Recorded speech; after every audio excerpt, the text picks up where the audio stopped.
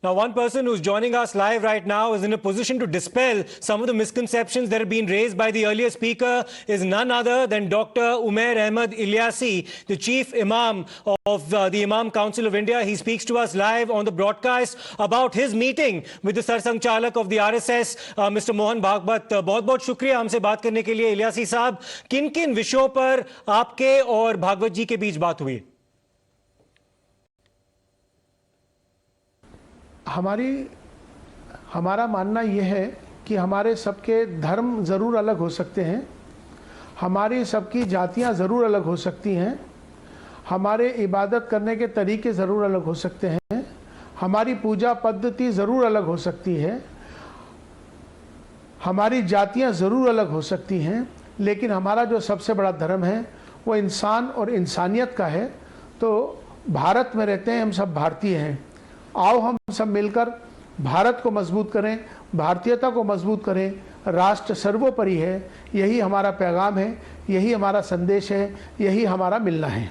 और इलियासी साहब, ये जो मुलाकात हुई आपके और भागवत जी के बीच, ये एक समय में हो रहा है जब मदरसा और वक्फ की सर्वे की जा रही है उत्तर प्रदेश सरकार के द्वारा। क्या इसके बारे में भी बातचीत हुई आप दोनों के बीच? मुझे खुशी है इस बात की कि मेरे निमंत्रण पर मेरी मस्जिद पर वो आए हैं, और मुझे इस बात की खुशी है कि मेरे निमंत्रण पर मेरे मदरसे में भी गए थे।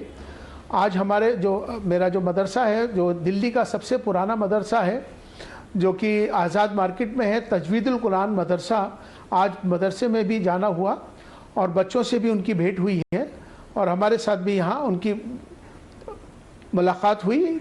मुझे लगता है कि ये एक अच्छा पैगाम, एक अच्छा संदेश देश को जाएगा। और आप ये आरएसएस सरसंघ चालक के साथ जो मुलाकात हुई आपकी, क्या संकेत भेजना चाहती है आरएसएस? इसके बारे में आपको लगता क्या है? क्योंकि एक आशंका भी है कि ये जो सर्वे किए जा रहे हैं वो एक कम्युनिटी को टारगेट करने की कोशिश की जा रही है। देखिए, मुझे लगता है कि आज जिस तरह से हमें सबको मिलकर ये चाहिए कि संवाद, जो आपसी मिलन, इसकी ज़्यादा ज़रूरत है। क्योंकि जब हम एक दूसरे के यहाँ आएंगे जाएंगे तभी हम एक दूसरे को समझ पाएंगे और बहुत सारी जो गलतफहमियाँ हैं वो दूर होती हैं। मुझे लगता है कि डायलॉग का जो प्रोसेस है वो कंटिन्यू रहना चाहिए, क्योंकि संवाद ही एक ऐसी चीज़ है कि जिससे कि नफ़रत ख़त्म होती है, गलतफहमियाँ दूर होती हैं और आपस में मोहब्बत कायम होती है। और कुछ लोगों ने आपकी इस मीटिंग की निंदा भी की है सर। कुछ लोग कह रहे हैं कि आप सच्चे मुसलमान नहीं हैं। असदुद्दीन ओवैसी कह रहे हैं कि आप एक सरकारी मुसलमान हैं। इनके बारे में क्या कहेंगे आप? देखिए, कोई क्या कहता है मुझे इसकी परवाह नहीं है। मैं क्या कर रहा हूं मुझे इसकी फिक्र है।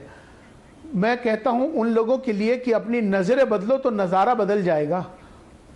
आपने मोहन भागवत जी को राष्ट्रपिता बुलाया, इस शब्द का आपने उपयोग क्यों किया? क्या मैं इसलिए कहा कि वो आज हमारे राष्ट्रपिता हैं, राष्ट्र ऋषि हैं, ये मेरा मानना है। और मैं इसलिए कह रहा हूं कि राष्ट्रीय स्वयंसेवक संघ एक विश्व का सबसे बड़ा संगठन है और भारत का भी सबसे बड़ा संगठन है। और आज हम उनको जिस तरह से देखते हैं तो राष्ट्रपिता के तुल्य हम उनको समझते हैं। तो मुझे लगता है कि राष्ट्रपिता होने के नाते हम सबको जिस तरह से सबको एक लेकर और एक होकर चलने की बात कर रहे हैं, तो ये एक बहुत अच्छी बात है।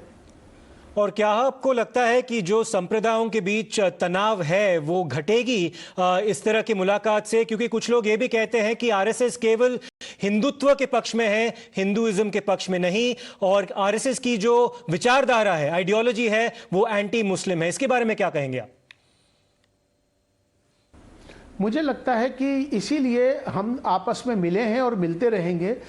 मैंने कहा ना कि संवाद जो है वो एक ऐसा प्रोसेस है जिससे कि दूरियां ख़त्म होती हैं, नज़दीकियों में तब्दील होता है, गलतफहमियां दूर होती हैं। हो सकता है कि मुसलमानों को आरएसएस की कोई खामियां लगती हों और आरएसएस को मुसलमानों की तरफ से कोई खामियां लगती हों, तो मुझे लगता है कि उन खामियों को दूर करने के लिए एक रास्ता है डायलॉग का, संवाद का, जो हमने अब शुरू किया है। और मुझे लगता है कि इससे आपस में सारी कम्युनिटियों में, ख़ास तौर पर मुस्लिम और हिंदुओं में एक पैगाम मोहब्बत ज़रूर जाएगा।